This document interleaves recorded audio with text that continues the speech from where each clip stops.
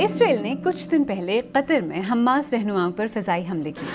2 سال کے تشدد، ہزاروں ہلاکتوں، بے تحاشا تباہی اور نسل کشی کے الزامات کے بعد اس بار سامنے آنے والے رد عمل سے ایسا لگتا ہے کہ اسرائیل نے شاید اب ایک ریڈ لائن کراس کر لی ہے۔ تمام عرب ممالک نے ایک آواز میں اسرائیل کی مذمت کی سخت بیانات جاری کیے۔ اکثر کہا جاتا ہے کہ مشرق وسطیٰ ایک پیچیدہ کمپلیکیٹڈ علاقہ ہے جہاں ممالک کے ایک دوسرے کے ساتھ پیچیدہ رشتے ہیں۔ کون کس کا دوست ہے، کون کس کا دشمن، یہ ہمیشہ واضح نہیں ہوتا۔ جہاں تک اسرائیل اور اسرائیلی کارروائیوں کی بات ہے تو عرب ممالک پہلے بھی کئی بار سخت بیانات دے چکے ہیں، مذمتیں کر چکے ہیں۔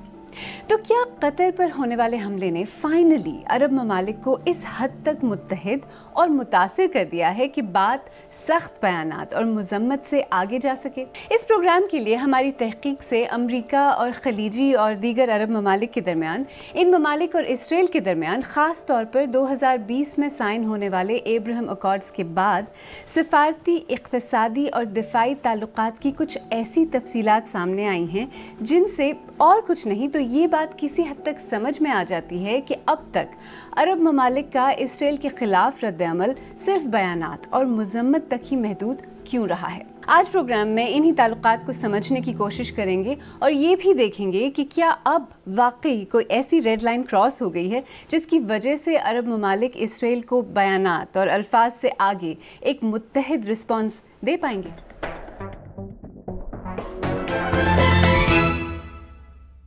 قطر پر ہونے والے حملے پر اس وقت بات ہو رہی ہے، لیکن آئیں اس فلم کو ذرا ریوائنڈ کرتے ہیں۔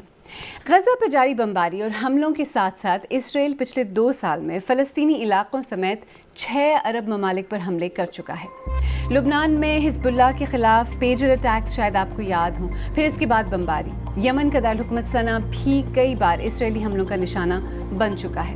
پھر اس کے بعد دسمبر 2024 میں شام میں بشار الاسد کی حکومت کے خاتمے کے بعد اسرائیل نے شام میں ایئرپورٹس، ملٹری انفراسٹرکچر اور دیگر اہداف پر بمباری کی۔ جون 2025 میں اسرائیل نے ایران میں متعدد اہداف پر فضائی حملے کیے۔ قطر پر اسرائیلی حملوں کے بعد دوحہ میں عرب اور مسلم ممالک کی ایک ایمرجنسی سمٹ ہوئی جس میں عرب لیگ اور آرگنائزیشن آف اسلامک کوآپریشن کے تقریباً 60 ارکان ممالک نے شرکت کی۔ اس سمٹ میں لیڈرز نے کہا کہ اسرائیل کی طرف سے اس انپریسیڈنٹڈ یعنی پہلے کبھی نہ ہونے والی ایسکلیشن کے بعد یہ ایک متحد پیغام بھیجنے کے لیے نازک اور اہم لمحہ ہے۔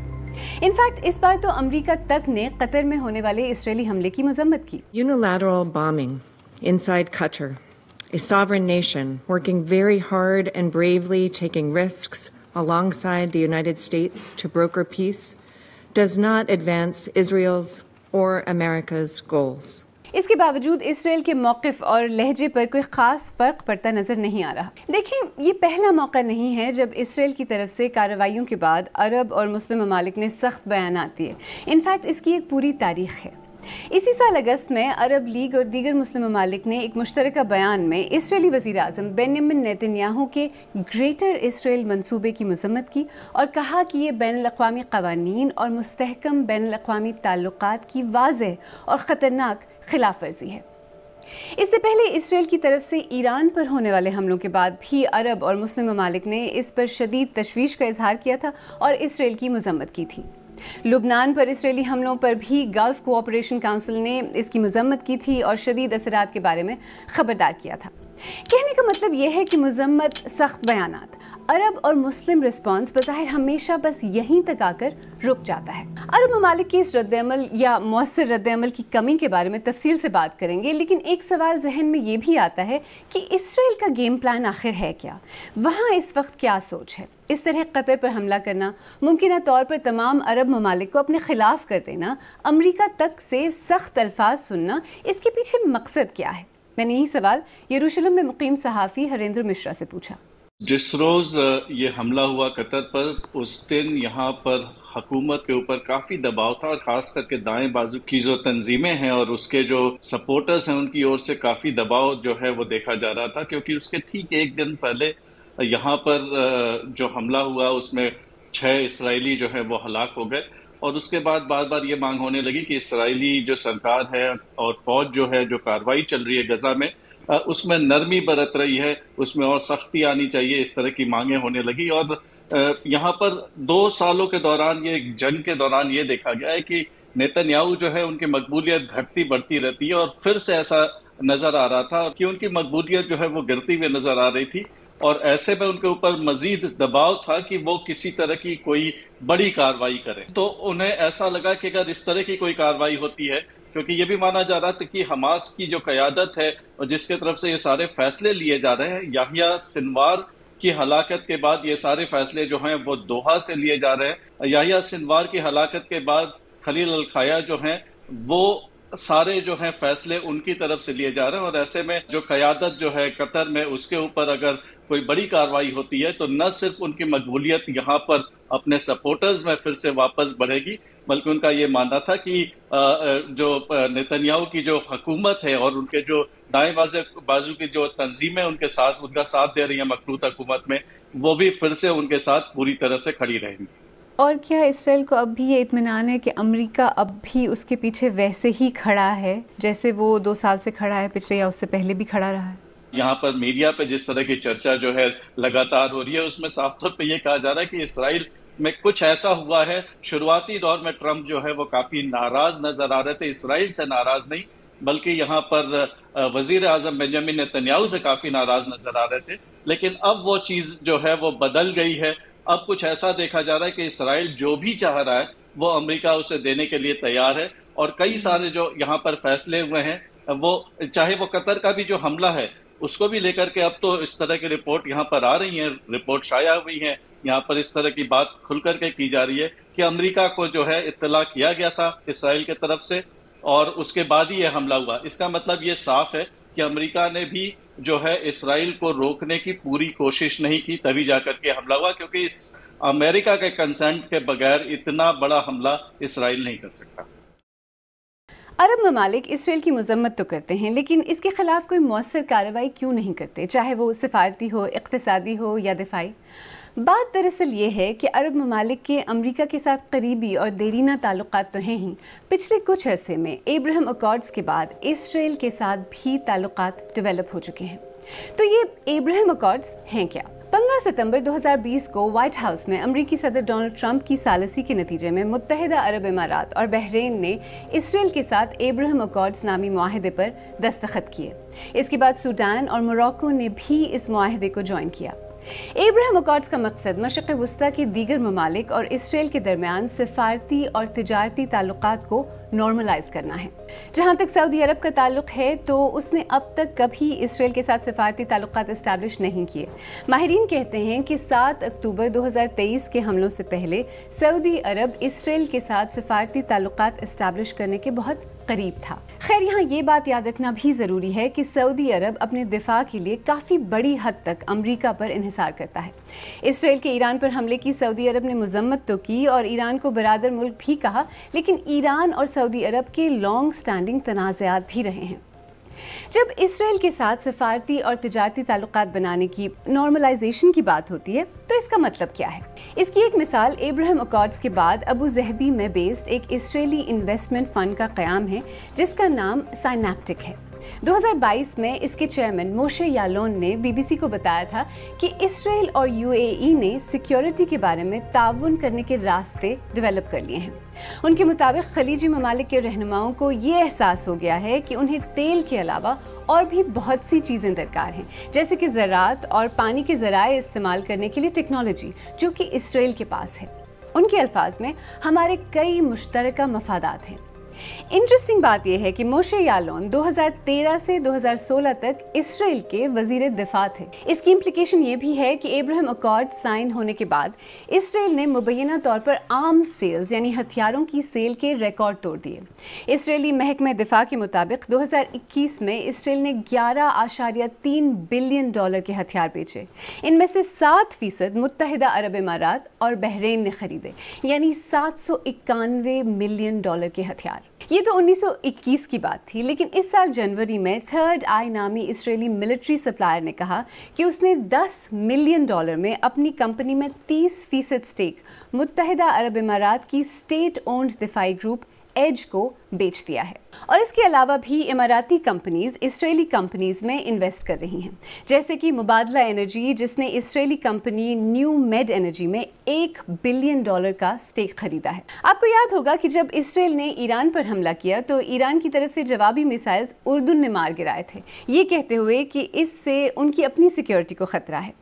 लेकिन क्या आपको पता है कि इसराइल और उर्दुन 1994 में एक अमन मुआहिदे पर दस्तखत कर चुके हैं, जिसके तहत दोनों ममालिक ने इस बात का अहद किया कि वो अपनी हुदूद को दूसरे मुल्क पर हमलों के लिए इस्तेमाल नहीं होने देंगे। 2021 में अमरीका और उर्दुन के दरमियान तय पाए जाने वाले एक दिफाई मुआहिदे के तहत अमरीकी फोर्सेस, गाड़ियों और तैयारों को उर्दुन में आज़ादी से सफ़र करने की इजाज़त हासिल है। माहिरीन कहते हैं कि उर्दुन अपनी सिक्योरिटी के लिए बहुत बड़ी हद तक अमेरिका और किसी हद तक इसराइल पर डिपेंडेंट है। यानी आप इस सूरत हाल को चाहे किसी भी जाविये से देखें, डिप्लोमेटिक, फाइनेंशियल या दिफाई, अगर आपकी अपनी सिक्योरिटी अरबों डॉलर की इन्वेस्टमेंट्स एक मुल्क के साथ जुड़ी हों तो आप उस मुल्क के खिलाफ क्या कार्रवाई करेंगे? ऑफकोर्स मुत्तहिदा अरब इमारात के मुताबिक एब्राहम अकॉर्ड साइन करने का मकसद सफारतकारी और मवासलात के जरिए इस्तेहकाम, खुशहाली और उम्मीद को फ़रोग़ देना है, खित्ते में लोगों के लिए मौक़े को वुसअत देना और इसके जरिए एक रोशन मुस्तक़बिल तामीर करना है। खैर, क्या इस बार कतर पर होने वाले हमले के बाद भी वही होगा जो अब तक होता आया है, बयानबाजी, मज़म्मत और कुछ नहीं? अरब ममालिक में इस वक्त इस बारे में क्या कहा जा रहा है? सहाफ़ी राशिद हुसैन कई बरस से सऊदी अरब और मशरिक़ वुस्ता को कवर करते आए हैं। एक तरफ अमेरिका है और इजराइल है, और ये दोनों इस बात पे मुसर हैं कि दूसरे तमाम अरब ममालिक के ताल्लुकात इजराइल से ठीक हो जाएं। दूसरी तरफ अरब स्ट्रीट जिसे कहा जाता है, उसका जहन शायद इससे लगा नहीं खाता है जो अरब हुक्मरान कर रहे हैं, और नतीजा उसका ये है कि अरब दुनिया में एक खामोशी सी है हुकूमती सतह पर कि वो ना कुछ बोल पा रहे हैं ना कुछ कर पा रहे हैं, सिवाय इसके कि थोड़ी सी कंडेमनेशन कर लेते हैं। जो गुज़श्ता दिनों समिट हुई थी उसका नतीजा तो सिर्फ यही निकला। 3-4 चीज़ें बहुत एक्सपेक्टेड थी। पहली बात तो ये थी कि एक स्ट्रॉन्ग रिटेलिएशन आएगा दोहा समिट के बाद, लेकिन वहाँ से कोई स्ट्रॉन्ग रिटेलिएशन नहीं आता इजराइल के खिलाफ। दूसरी तवक्को निचले सतह की ये थी कि एटलीस्ट जो इकोनॉमिक ब्लॉकेड इजराइल का तो कुछ शुरू किया जाएगा। इस तरह की तरफ भी कोई पेशरफ्त नहीं हुई कि कोई इकोनॉमिक बॉयकॉट की बात की जाए। तीसरी एक बहुत अहम बात जो तवक्को की जा रही थी कि कम से कम वो अरब ममालिक जिन्होंने इजराइल से ताल्लुकात पैदा कर लिए थे वो अपने ताल्लुकात को डाउनग्रेड करेंगे। उस सिलसिले में कतई कोई पेशरफ्त नहीं हुई। और एक बहुत इंटरेस्टिंग सी बात है जो गौर करने की है कि मोहम्मद बिन सलमान वहाँ मौजूद थे, मुत्तहिदा अरब इमारात वहाँ मौजूद थे, मराकश वहाँ मौजूद थे, और यूएई और मराकश उन लोगों में से हैं जिनके अब्राहमिक अकॉर्ड्स के तहत इजराइल से सफारती ताल्लुकात हैं। लेकिन न MBS वहाँ कुछ बोले, खामोश रहे, न यूएई वहाँ कुछ बोला, नहीं मोरक्को कुछ बोला।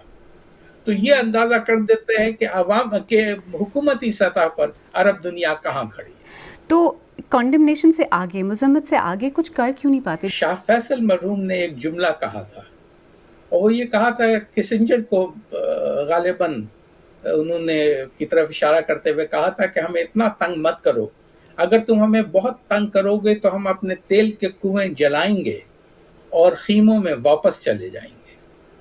मसला अब अरब दुनिया के साथ ये हो गया है कि वो खीमों में वापस जाने को कतई तैयार नहीं है, उनमें वो सलाहियत नहीं है। चुनांचे वो जो आपको ग्लिटर नजर आता है पूरी अरब दुनिया में, वो उस ग्लिटर को खोने के लिए न उनमें अब सलाहियत है न वो तैयार हैं। उसे वो कायम व दायम रखने की हर तरह की हर मुमकिन कोशिश कर रहे हैं, और यही वजह है कि वो अमेरिका से अपने ताल्लुकात बेहतर रखना चाहते हैं, अमेरिका के खिलाफ खड़ा सफारा नहीं होना चाहते हैं हुकूमती सतह पर। वो चूंकि अमेरिका इजराइल के साथ खड़ा हुआ है तो अब वही, और अमेरिका का बड़ा ज़बरदस्त किस्म का दबाव है इन अरब ममालिक पर कि वो इजराइल से अपने ताल्लुकात को बेहतर करें। अब आगे ये ममालिक क्या करते हैं ये तो वक्त ही बताएगा, लेकिन एक सवाल ये भी है कि मशरिक़ वुस्ता के ममालिक जो कि अब काफ़ी अरसे से अमरीकी इत्तेहादी हैं, जो अपनी सिक्योरिटी और दिफा के लिए अमरीका की तरफ देखते हैं, अमरीका और अब इसराइल से हथियार ख़रीदते हैं, जिनके मुल्कों में अमरीकी फ़ौजी बेसेस हैं, क्या قطر پر اسرائیلی حملہ انہیں امریکہ سے دور کر دے گا؟ کیا یہ ممکنہ طور پر امریکہ کا آلٹرنیٹیو متبادل تلاش کریں گے؟ کامران بخاری واشنگٹن ڈی سی میں نیو لائنز انسٹیٹیوٹ نامی دفاعی تھنک ٹینک کے ڈائریکٹر ہیں۔ دیکھیں، امریکہ کی مجموعی طور پہ اسٹریٹجی تبدیل ہو چکی ہے کہ اب امریکہ کسی خطے کے اندر ہیوی لفٹنگ نہیں کرنا چاہ رہا۔ مشرق وسطیٰ کے اندر عرب ممالک ناراض ہیں، تو اگر امریکہ ہیوی لفٹنگ نہیں کرے گا تو وہ what is he expecting? What is the United States expecting? وہ یہ ہے کہ جو ریجن کے سٹیک ہولڈرز ہیں وہ اس خطے کی سیکیورٹی کی بھاگ دوڑ جو ہے اس میں پیش ہوں گے، اور امریکہ جو ہے پیچھے سے سپورٹ کرے گا جس حد تک کر سکے گا۔ اب امریکہ کے پوائنٹ آف ویو سے یہ تھا کہ جی آپ ابراہیم اکارڈ میں آ جائیں، اسرائیل، سعودی عرب، ترکی، یہ میجر سٹیٹس ہیں، قطر اور UAE، ایجپٹ، جارڈن وغیرہ وہ سیکنڈ ٹیئر سٹیٹس ہیں، تو یہ سارا ایک آرکیٹیکچر ہوگا اور اس خطے کی سیکیورٹی کا نظام چلتا رہے گا۔ The game changer was that the Israelis struck Hamas in Qatar. Now, one way of looking at it is to say that was a one-off. It will probably not happen again. But اگر آپ national security strategist ہیں اور خطے کے اندر اتنے unthinkables ہو چکے ہیں پچھلے 2 سالوں میں، تو would you bet on that? And I don't think the Saudis and the Khalijis are betting on that. کیا آپ کو لگتا ہے یہ جو ممالک ہیں یہ آپ کہیں اور دیکھیں گے، امریکہ کے علاوہ اور گارنٹرز یا اور اس طرح کے allies ڈھونڈنے کی کوشش کریں گے جو ان کی سیکیورٹی کو گارنٹی کر سکے؟ Of course, یہ آلریڈی ہو رہا ہے۔ پاکستان کے ساتھ جو یہ اگریمنٹ ہے وہ اس بات کی نشاندہی کرتا ہے کہ they don't think کہ آج سے 5, 10, 15 سال کے بعد امریکہ اتنی سپورٹ کرے گا۔ ان کی اپنی کیپیبلٹی نہیں ہے۔ China is not capable of projecting military power. Russia is not a player in this. So who do you go to? You look for second tier states.